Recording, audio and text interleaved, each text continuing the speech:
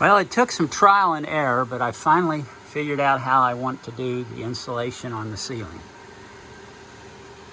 And it's quite a process because of all these little things sticking up and braces and the foam that they've put in. All those things tend to get in the way and cause issues. But like I said, I think we got it figured out. So let me show you the steps. You can hear the fan running in the background, and that's to blow as much of the dust off of this rock wool out the back as possible. And of course, I've got my mask on. So the idea is to stuff the rock wool back into the places that the foam insulation is not going to reach. For example, in this little area here, and then back down in those areas. So basically what you do is you grab a handful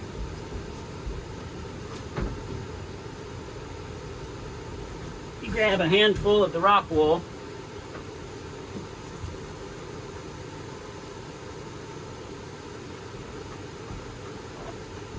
and you push it down. It kind of lips over, and what this will do is get in there, deaden the sound, and also provide us some pretty good insulation. Not sure what the R value would be, but it's got to be better than nothing.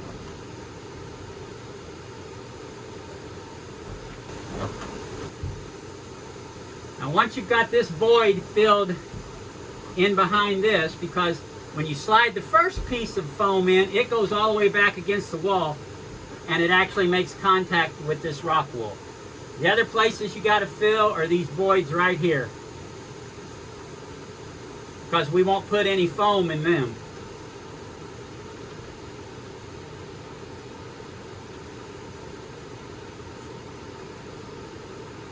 You don't want to stuff it real tight because it'll lose its insulation value, but you want to put enough in there that it's going to do some good.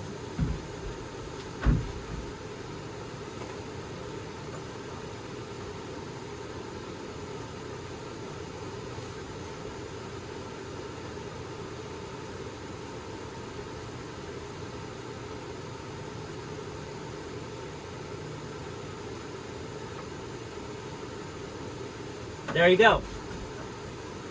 That's the rock wool. We'll do that on all these places, all through there. But this section right here is where I'm going to actually show you the steps.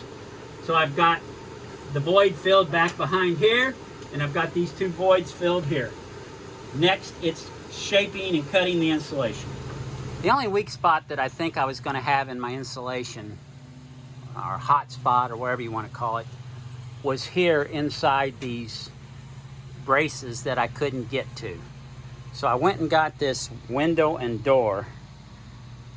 It's a spray foam, and what I like about it says it's the lowest expansion pressure. So that means even if you get a little bit too much in there, it's not going to bow out the metal. So as you can see, I got it filled up fairly well, and I'm going to let that dry overnight, and then I'm going to cut it down so that I can then go ahead and finish out the insulation.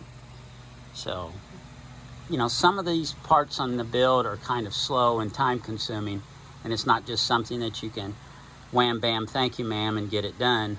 It takes some time. So anyway, onward.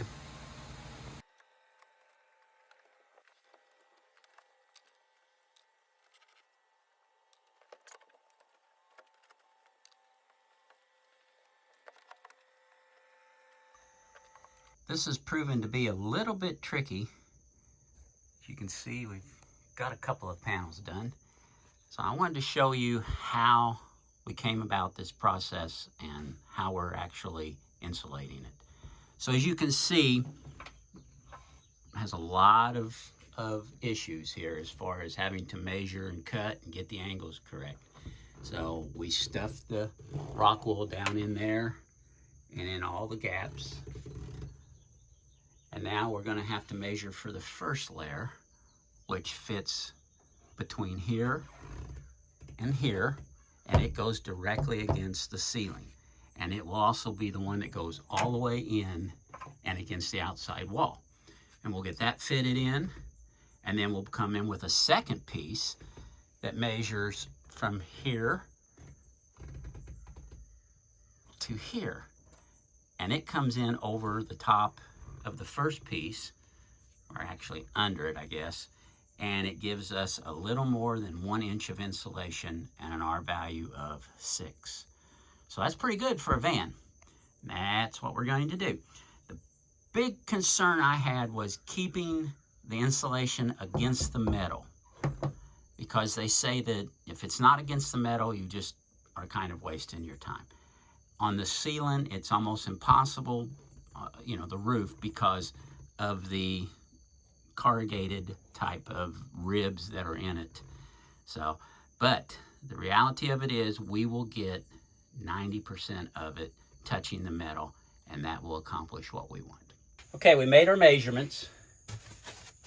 We had to cut it so that it would slide into these.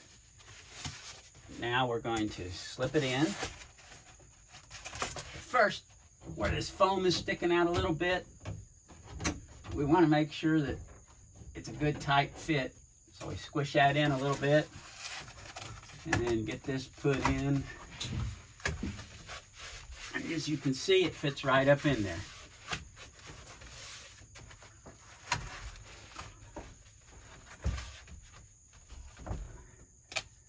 Then we get us a couple pieces of tape to hold it in place.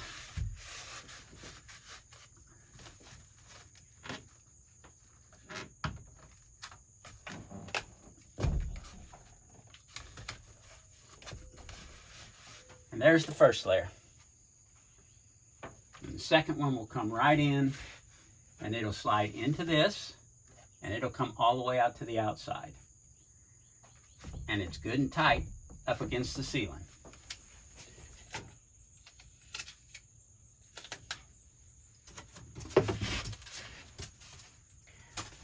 This one proved to be much more challenging. We had to cut the notches in it. Then we had to thin it out in order for it to slide up in there.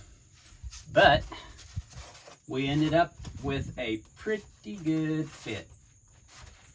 Let me show you.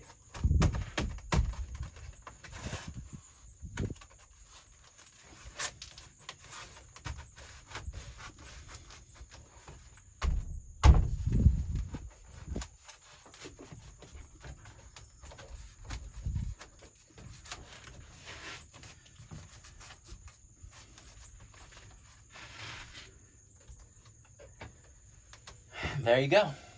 Now we'll put some tape on it to seal it up well, and I'll show you the finished product. And there's the finished product.